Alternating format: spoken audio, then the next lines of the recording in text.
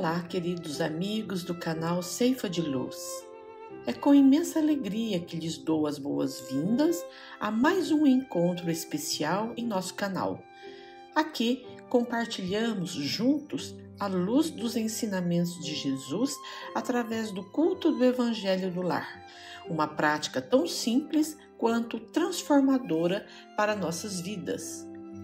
O Evangelho no Lar não é apenas um momento de leitura ou reflexão passageira, mas um verdadeiro oásis de paz em meio à agitação dos nossos dias.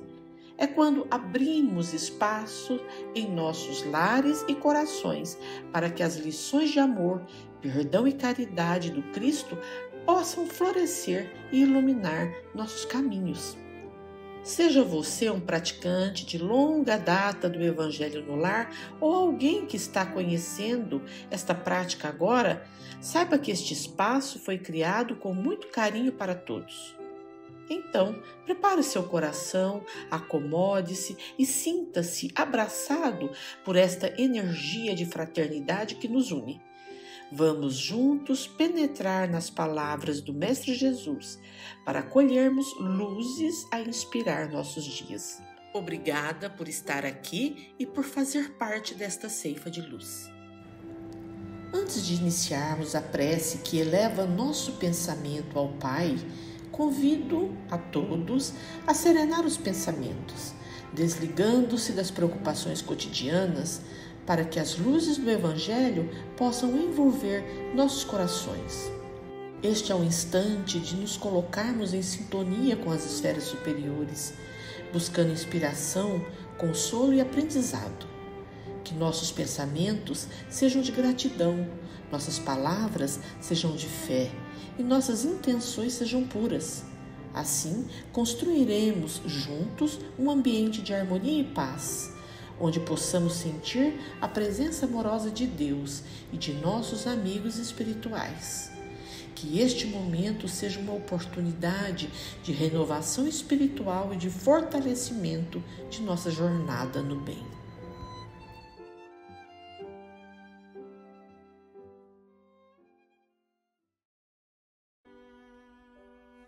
Pai Celestial, com o pensamento elevado buscamos Tua presença, trazendo o coração sedento por compreender a magnitude do amor que Jesus exemplificou em sua passagem entre nós. Amor este que ainda não conseguimos abrigar plenamente em nossas almas imperfeitas. Neste sagrado momento de comunhão fraternal, quando nossos corações se entrelaçam em propósito único para estudar os ensinamentos sublimes do Mestre Jesus, suplicamos-te, Pai, com nossas almas em frangalhos. Prepara nossos corações para o verdadeiro amor, ensina-nos a arte divina de amar incondicionalmente. Reconhecemos que o amor é manancial cristalino e inesgotável, capaz de permear cada célula de nosso ser, tanto físico quanto espiritual, irradiando-se por todo o ambiente como luz benfazeja, aproximando-nos de todos os seres que habitam esta bendita terra. Conduze-nos, Senhor, pelos caminhos da compreensão e da tolerância, para que possamos transcender nossas limitações e encontrar em cada olhar a Tua divina presença. Que este estudo de hoje seja semente fértil em terreno preparado, germinando em ações de caridade genuína e palavras de consolo verdadeiro. Fortalece-nos na caminhada rumo à nossa evolução espiritual, para que, mesmo diante das adversidades da vida terrena, possamos manter a serenidade e a fé inabalável em Teus desígnios. Que ao sairmos desse encontro, levemos conosco não apenas conhecimento, mas a determinação renovada de vivenciar o Evangelho em cada gesto, transformando-nos em instrumento do Teu infinito amor. Abençoa-nos, Pai de bondade, e ampara-nos hoje e sempre. Assim seja. Dando continuidade à leitura do Evangelho segundo o Espiritismo, capítulo 5, hoje vamos refletir sobre os tópicos relacionados aos itens 4 a 11, onde Kardec pontua e reflete sobre as causas anteriores das aflições, as causas atuais das aflições e sobre o esquecimento do passado. Item 4. Causas atuais das aflições. As vicissitudes da vida são de duas espécies, ou, se quisermos, tem duas fontes bem diferentes que importa distinguir. Umas têm sua causa na vida presente, outras fora desta vida. Remontando-se à origem dos males terrestres, reconhecer-se-á que muitos são consequência natural do caráter e da conduta dos que os suportam.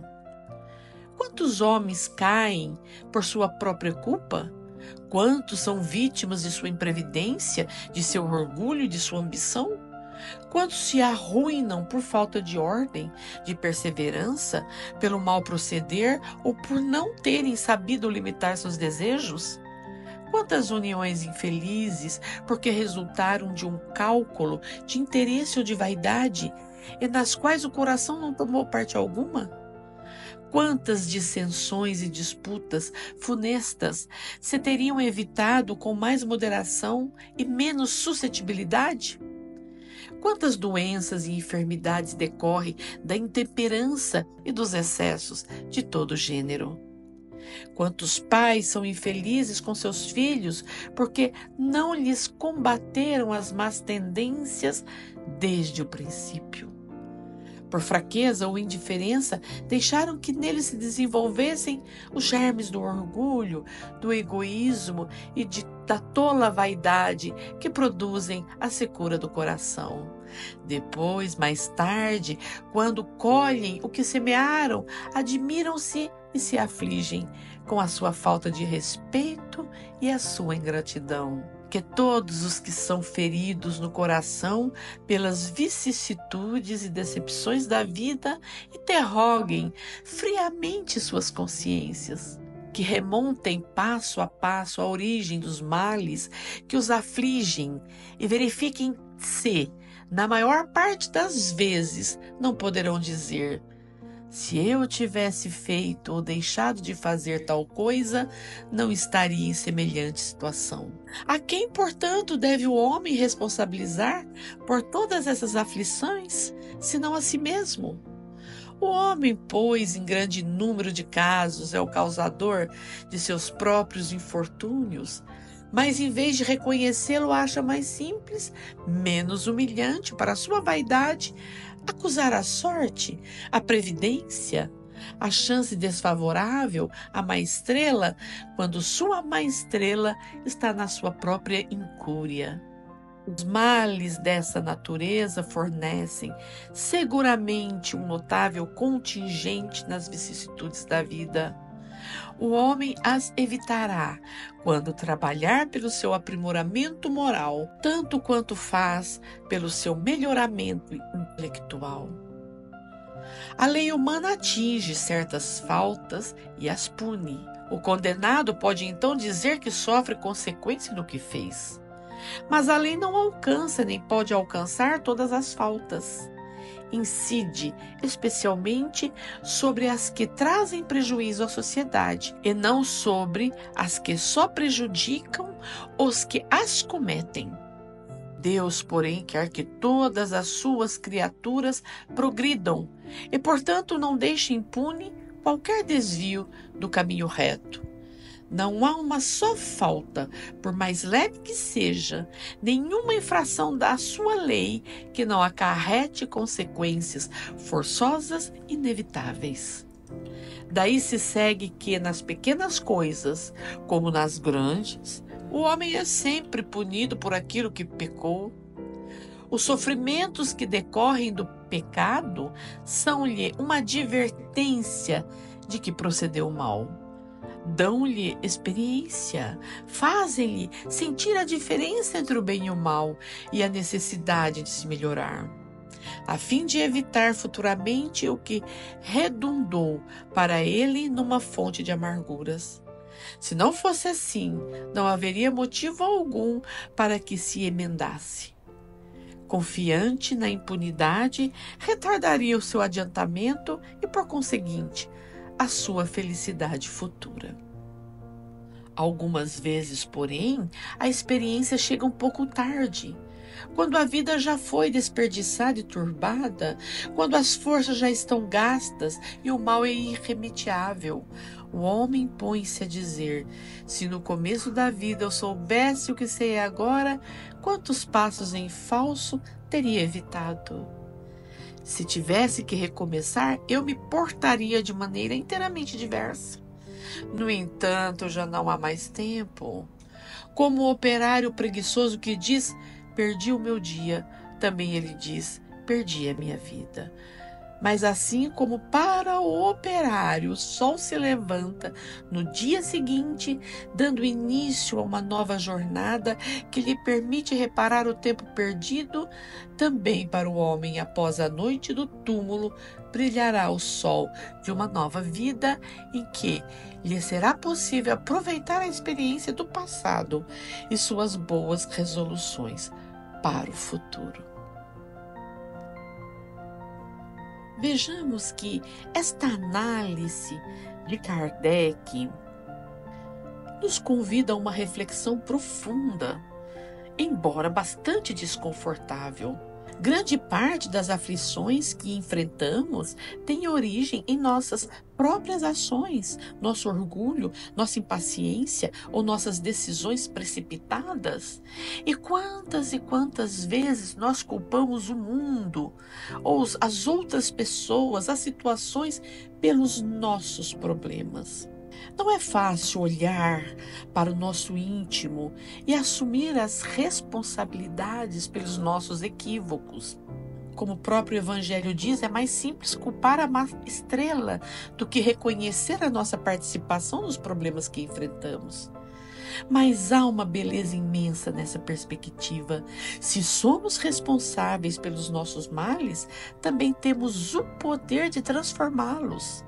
Cada dor traz uma lição, cada desafio carrega um aprendizado. E a parte mais inspiradora, a ideia de que, assim como o sol que nasce após a noite, sempre temos novas chances de recomeçar, aplicar o que aprendemos e seguir evoluindo. Então, diante das nossas dores, diante das nossas dificuldades, elevar o pensamento a Deus e pedir: Senhor, ajuda-me a aprender e a crescer, a ser melhor pela experiência abençoada das dificuldades que estou enfrentando hoje.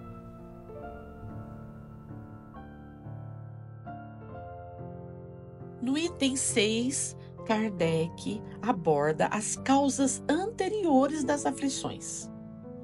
E diz ele: mas se há males nesta vida de que o homem é a causa principal, há outros para os quais ele é, pelo menos na aparência, completamente estranho e que parecem atingi-lo como que por fatalidade.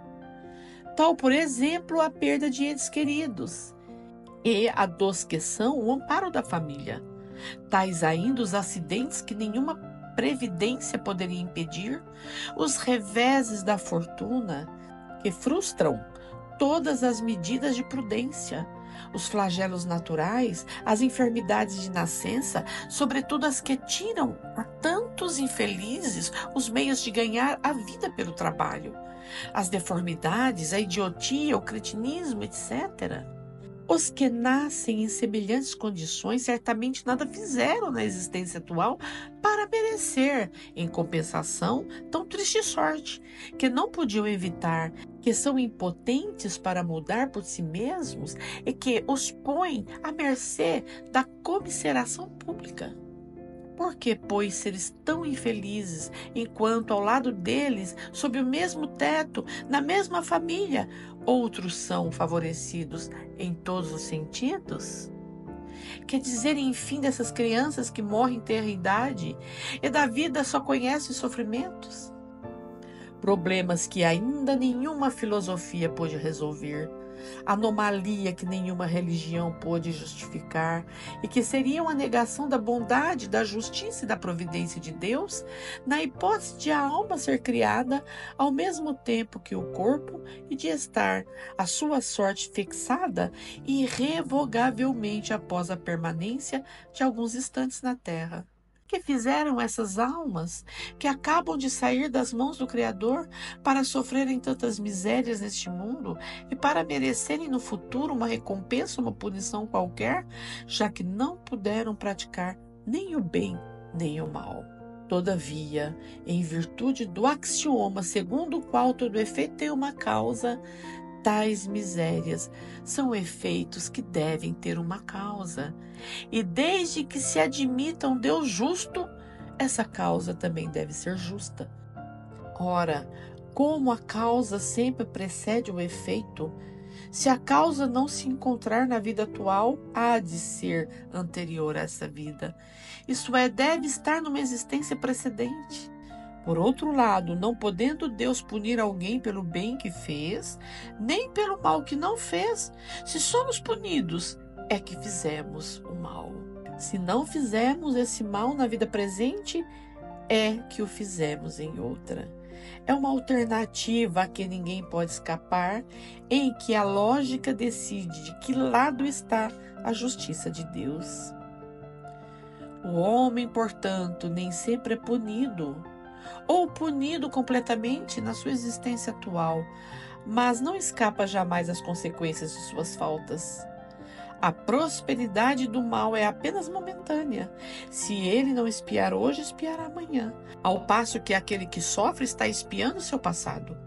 O infortúnio, que à primeira vista parece imerecido, tem sua razão de ser, e aquele que sofre pode sempre dizer: perdoai-me, Senhor, porque pequei.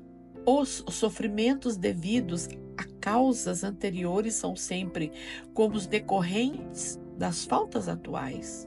A consequência dos erros cometidos, isto é, pela ação de uma rigorosa justiça distributiva. O homem sofre o que fez sofrer aos outros. Se foi duro e desumano, poderá, por sua vez, ser tratado duramente com desumanidade. Se foi orgulhoso, poderá nascer em condição humilhante. Se foi avaro, egoísta ou se empregou mal a sua fortuna, poderá ver-se privado do necessário.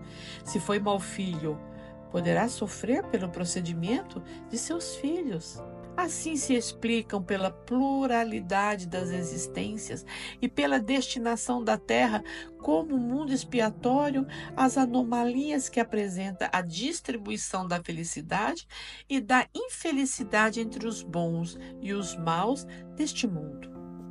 Semelhante anomalia é apenas aparente porque considerada somente do ponto de vista da vida presente.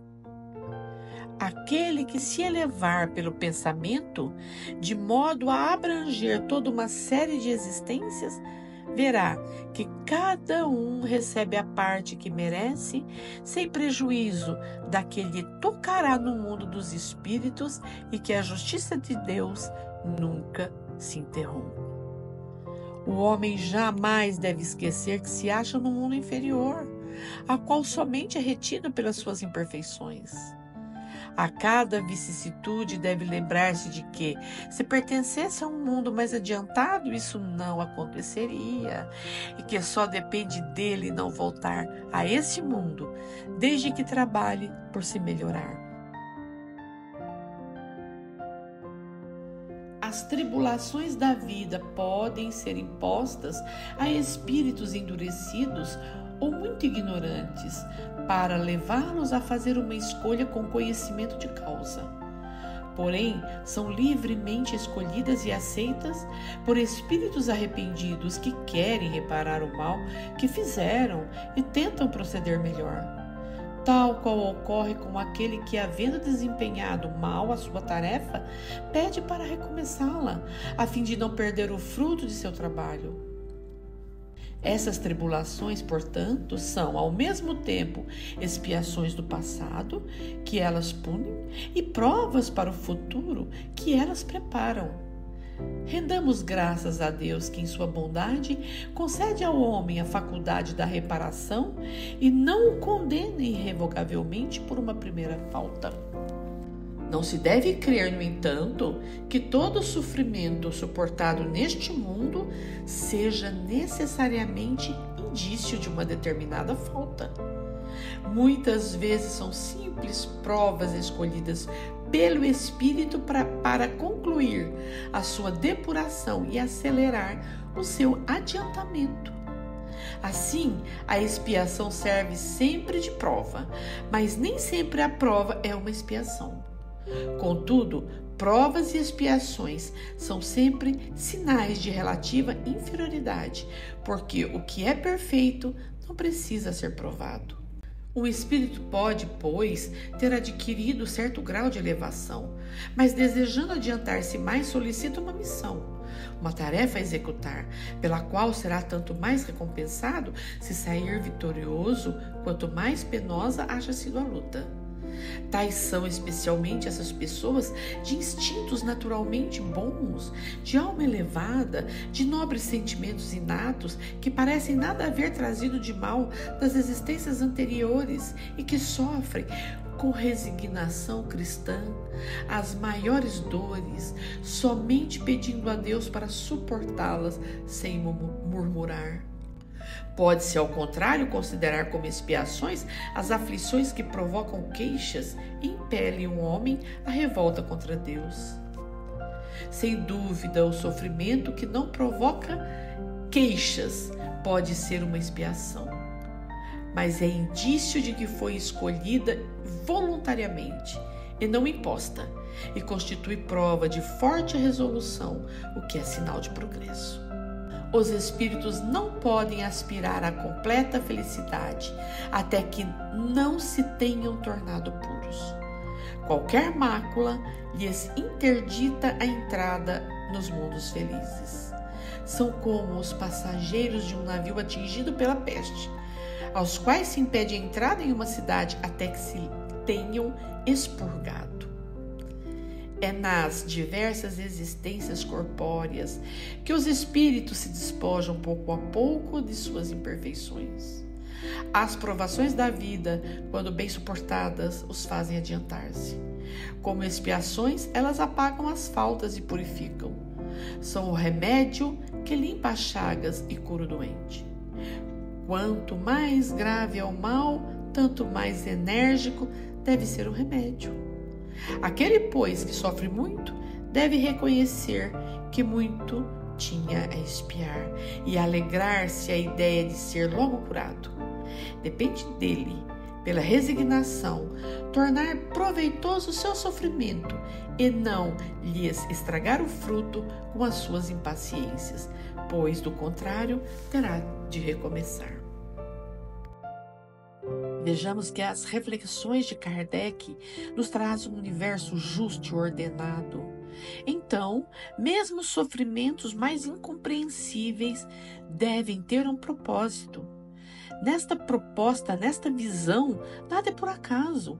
Cada experiência difícil pode ser tanto uma consequência de ações passadas, quanto um impulso para o nosso crescimento futuro. E o mais bonito é perceber que, nessa perspectiva, não somos vítimas do destino, nem do acaso, mas protagonistas da nossa jornada evolutiva. Cada desafio pode ser uma oportunidade de transmutação, de purificação, como diz o texto, um remédio que limpa as chagas e cura o doente. Veja que beleza que é olhar para as nossas dores com esta nova proposta, com este novo olhar.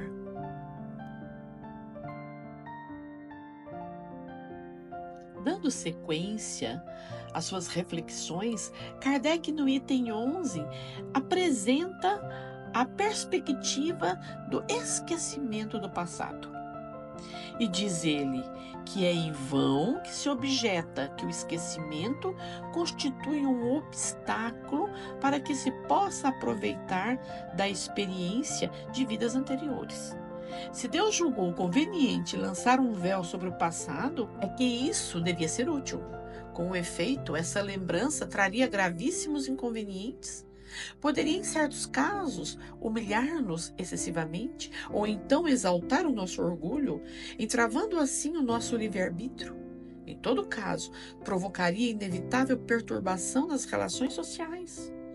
Frequentemente o espírito renasce no mesmo meio em que já viveu, estabelecendo de novo relações com as mesmas pessoas, a fim de reparar o mal que lhes tenha feito.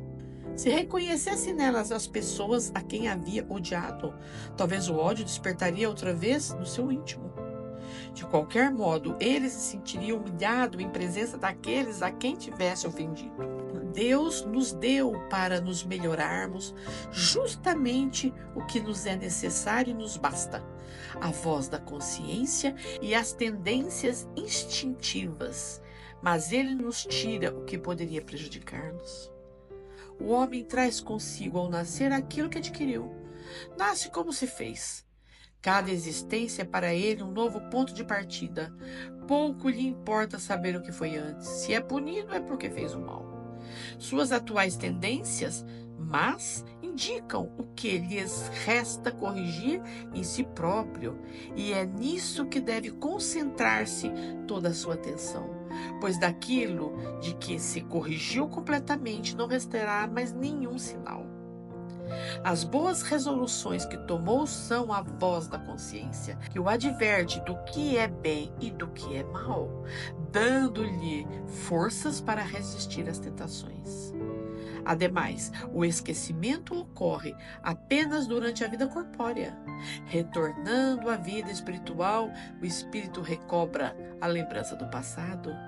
Trata-se, portanto, apenas de uma interrupção temporária, semelhante à que se dá na vida terrena durante o sono, e que não nos impede de lembrar no dia seguinte o que fizemos na véspera e nos dias precedentes. Não é somente depois da morte que o espírito recobra a lembrança do passado. Pode-se dizer que jamais a perde, pois a experiência demonstra que, mesmo encarnado, o espírito goza de certa liberdade durante o sono e tem consciência de seus atos anteriores. Sabe por que sofre e que sofre justamente. A lembrança somente se apaga no curso da vida exterior de relação. Mas na falta de uma recordação exata, que lhes poderia ser penosa e prejudicar suas relações sociais, ele aure novas forças nesses instantes de emancipação da alma, se souber aproveitá-los. Chegamos ao final do nosso encontro. Convido a todos a serenarmos os nossos pensamentos para agradecermos a Deus pelas bênçãos que colhemos nesta oportunidade de comunhão fraternal em torno do Evangelho de Jesus.